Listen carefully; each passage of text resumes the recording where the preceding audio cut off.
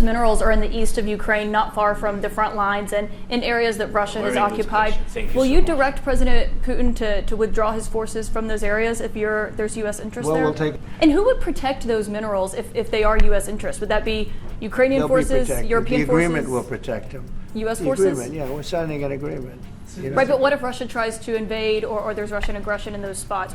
Some people may wonder why. They ought to focus on CNN on survival, not asking me these ridiculous questions. Why do you have confidence that Putin won't violate a deal? Focus on surviving, because CNN's got such low ratings. I don't think they're going to survive. Donald Trump walked onto the CNN town hall stage expecting a victory lap. The crowd, handpicked and mostly friendly, gave him a standing ovation. He smiled, waved, and settled into the seat across from Kaitlan Collins with his usual air of confidence. What he didn't expect was that Collins, known for her sharp reporting and composure under pressure, was about to dismantle him, live in front of millions of viewers. The president fired last night 2 members of the FTC, the Democratic members of that. It raised questions about whether or not he does respect the independence of the Fed, or he thinks that they are fair game as well. What is the president's view on that? I think that's been resolved in the previous administration. You can go back and find a clip where I talked about it right in the space. We very much respect the independence of the Fed, and there's a massive literature that independent central banks perform better for economies, and so I don't think that's a dispute. So he doesn't think he can fire the Fed chair? The confrontation that followed wasn't just a tough interview. It was a shutdown so brutal that even some of Trump's allies struggled to defend it afterward. If you're following the fallout from this explosive moment, stay locked in. This is only the beginning of what could be Trump's most humiliating on-air clash to date. It started with a question about January 6th. Collins asked, directly and without flinching, if Trump would acknowledge that he had lost the 2020 election.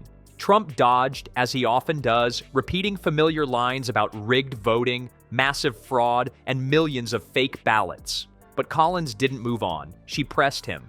There is no evidence to support those claims. Multiple courts rejected them. Your own administration said the election was secure.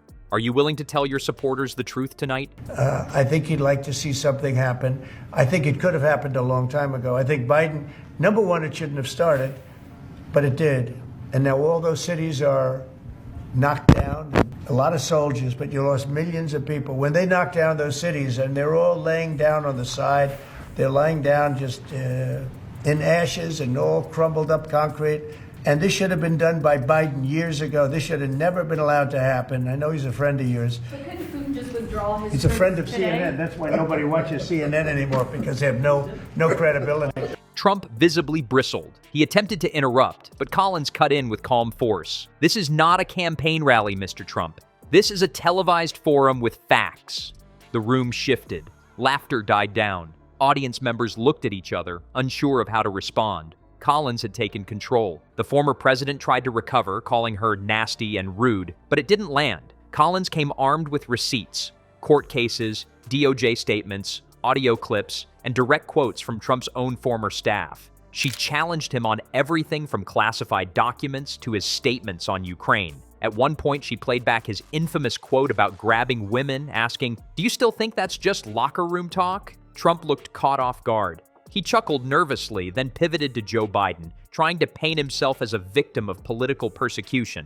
Collins didn't flinch. You're not on trial here, but your words matter, and you still haven't answered the question. Trump leaned back in his chair, visibly irritated, while the audience sat in stunned silence. A lot of years, centuries and centuries, it just keeps going.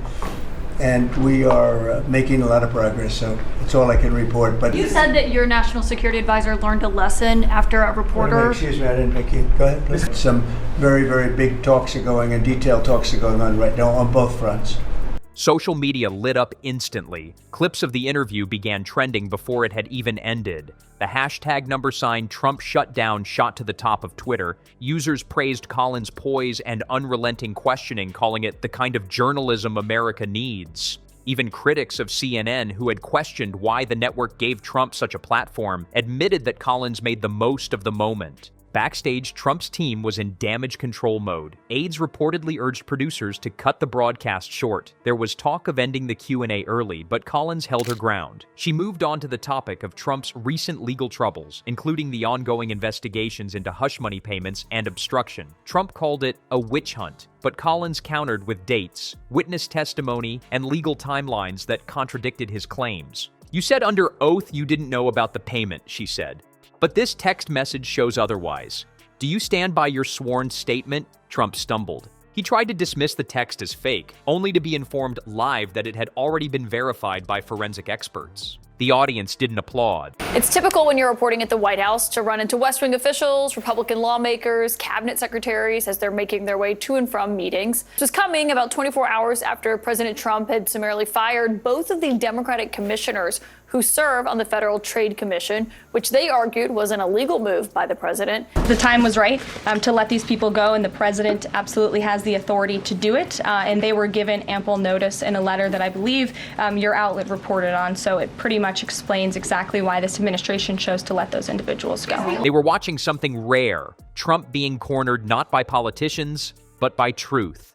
When Collins pivoted to Trump's record on COVID-19 and vaccines, she didn't just quote critics, she quoted Trump himself. Old footage rolled, showing contradictory statements he had made during the early days of the pandemic. You said it would disappear in 2 weeks, she reminded him. Over 1 million Americans died. Do you regret downplaying it? Trump tried to spin. I shut down travel from China, he began. Collins interjected, after the virus was already spreading in the U.S. Again, Trump called her rude. But it didn't work. She wasn't rattled. She was methodical. Reporters who had covered Trump for years noted that he seemed genuinely off balance. He wasn't used to this kind of resistance on live TV, especially not from a network that had been accused of soft-pedaling him in the past. Viewers could feel the shift. It wasn't just that Trump was being challenged, it was that he couldn't pivot, couldn't rally the room, couldn't use his usual tricks. By the time the interview ended, Trump's demeanor had changed. He was curt, cold, visibly agitated. He stormed off stage without thanking the moderator. Kaitlan Collins, by contrast, remained calm.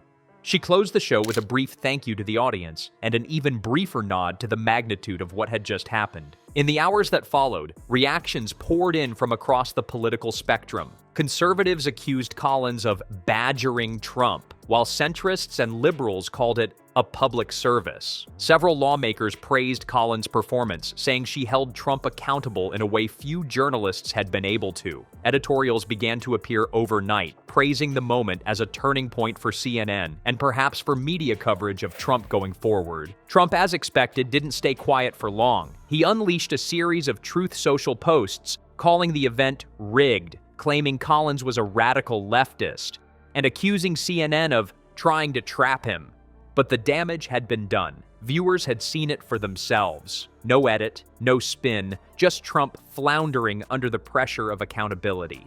CNN executives were reportedly stunned by the public reaction. Ratings for the town hall skyrocketed, and clips from the interview dominated YouTube and TikTok. For Kaitlan Collins, the night cemented her status as a leading voice in political journalism. For Trump, it was another reminder that the media landscape had changed. The applause he expected turned into uncomfortable silence. The control he thought he had slipped through his fingers. In the end, it wasn't about owning the libs or triggering the press. It was about facts. And for once, those facts weren't shouted over or ignored. They were delivered calmly, directly, and without apology. And that was all it took to shut Donald Trump down, live on his own terms, with the cameras rolling.